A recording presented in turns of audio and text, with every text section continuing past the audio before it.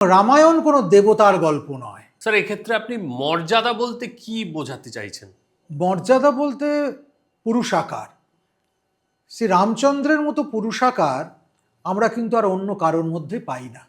প্রশ্ন উঠতে পারে, যার কাছ থেকে তার স্ত্রী অপহৃত হয়ে গেল, প্রশ্ন উঠতে পারে যে বালিকে বধ করল, যে শম্ভুককে বধ করল, যে পিতৃ মর্যাদা রক্ষার জন্য বনগমন করলো, সে কি করে মর্যাদা পুরুষোত্তম হচ্ছে?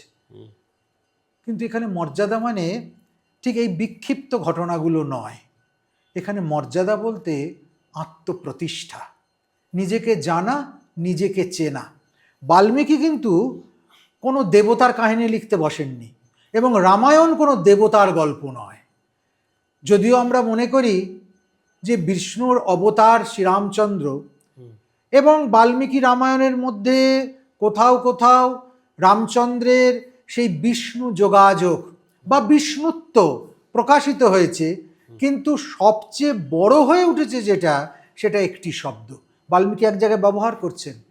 বাল্মীকি রামচন্দ্রের বিশেষণ দিতে গিয়ে বলেছেন, রাম কি নরচন্দ্রমা, এমন মানুষ যে সর্বায়ত, সব দিক থেকে পরিপূর্ণ, সব গুণাবলীর দ্বারা সমৃদ্ধ, সমস্ত মর্যাদা যার চরিত্রগুলোকে স্পর্শ করে গেছে, এবং সমস্ত দিক থেকে এক পূর্ণায়ত, পরিপূর্ণ, বিকশিত মানুষের যে রূপ, সেই রূপটাই হচ্ছে রামচন্দ্র।